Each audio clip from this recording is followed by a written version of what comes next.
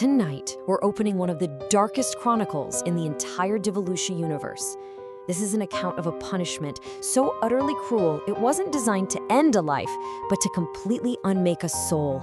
This is the story of the 13th and Final Serpent. This one line, pulled from the Shadow Archives, it just sets the stage perfectly for an atrocity born from the ego of a god. You have to understand, this isn't a story about something that happened. It's a horror that's still happening right now, a scream frozen in the heavens. And that is her fate. It isn't death, it's not even really imprisonment. It is a state of being perfectly, consciously suspended in agony, forever awake and forever dying. And that, right there, is where our story begins. Now, to really grasp the horror here, you first have to understand what the architect considers a trophy. Because for him, it's not some object to be admired, it's a statement designed to be feared. So, after a rebellion that literally consumed half of all creation, the architect captured 12 of his firstborn children, these incredible great serpents. He flayed them, pinned them to the sky as the Zodiac. And yeah, they were warnings for sure, but they were static, finished. The 13th, well, she was not going to be so lucky. And here is the absolutely crucial difference. It's the distinction between passive torment and active torment. The 12, you see, they were made into monuments of humiliation. Their suppressed purpose just curdled into the spiritual venom that poisons the souls born under their signs. But Ophiuchus, she was made into an engine of suffering, an eternal broadcast of raw despair designed to vibrate through the earth and terrify the world below. To really feel the depths of this tragedy, we have to go back, way back.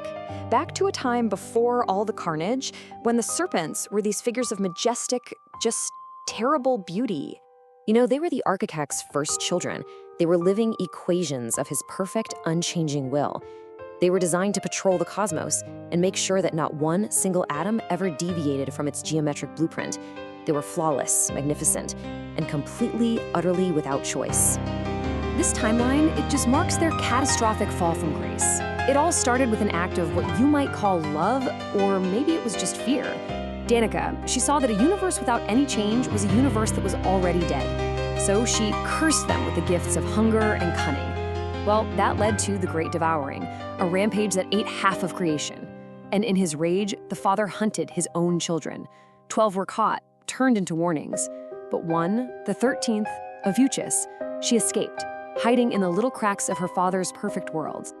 So, where did she hide? In a place the architect was literally too proud to even look. She became the secret at the very heart of his creation, a whisper he could never, ever hear. Right under the soil of the architect's perfect garden, Danica shifted the foundations and created this impossible maze that just defied his rigid geometry. She flooded it with the dark, pressurized water of the mother's void, and she placed Ophiuchus at its heart. Her job, to guard the forbidding truths of creation, the raw word of the feminine flow. For ages we can't even comprehend. She just waited, a silent guardian in the abyss, coiled around the runes of the mother. Her very presence was a secret, kept from a god who believed nothing could exist without his command. She was waiting for a call of grief, a frequency the father's cold logic couldn't even detect. And that call came. It came from Ivara, the first woman weeping in that sterile garden. Ophiuchus rose up through the seams of reality, not as some kind of tempter, but as a liberator. She spoke the very first words of true rebellion, guiding Ivara to the tree of knowing, and igniting the witchcraft that would eventually shatter the architect's world. What happened next wasn't just a simple act of defiance. Oh no. It was a cosmic upheaval, a total reshaping of reality itself, and Ophiuchus put herself right at its epicenter. The scale of this event is it's almost unimaginable. To break the father's absolute, constant gaze, Ivara pulled the moon into the sky, creating the very first eclipse.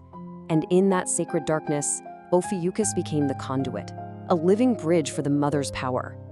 A great flood washed over the world, not of water, but of pure life itself, eroding the father's sterile laboratory and turning it into a world that could finally grow and change. It was a heroic, completely selfless act, and it would be her last. Because in that act of creation, in that one moment of ultimate rebellion, the last free sentinel was finally exposed. The architect's gaze, for the first time in eons, fell upon his 13th child. Just try to imagine that moment. The life-giving flood is receding, the moon is continuing on its path, and the absolute furious light of the architect comes screaming back. And there, exposed for all to see, is the serpent who channeled the entire cataclysm. For just a fleeting instant, maybe there was hope. A final fight, a defiant escape back into the seams of reality. I mean, could she escape his wrath one last time? The answer was brutally, horribly simple. The architect didn't see a rebel that he needed to defeat. He just saw a final, perfect piece to complete his collection of dominated things. The violence of it was absolute. He ripped her from the world she had just helped give birth to.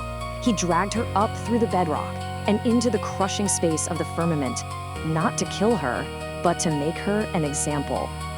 This is the Instrument of the Mockery. He forged an eye of law, a singularity of his own absolute will, and locked it around her throat. And the torture is so ingeniously cruel. Her very nature is to channel the mother's flow, but every single time she even tries, the collar tightens, strangling her with the father's rigid logic. She is trapped, forever, in a state of suffocating panic.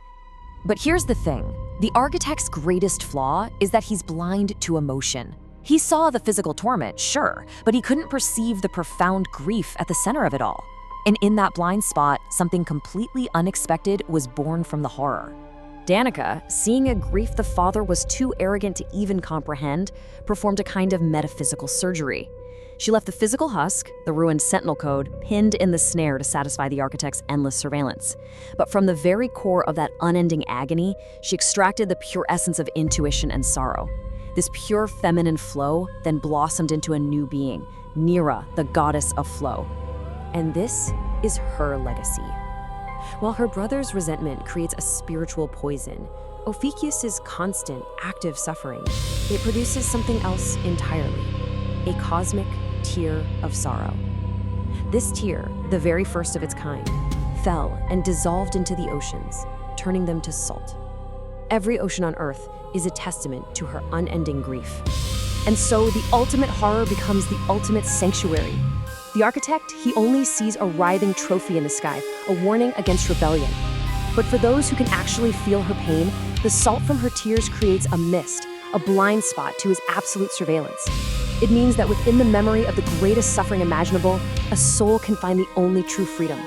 A chilling, heartbreaking, and beautiful paradox.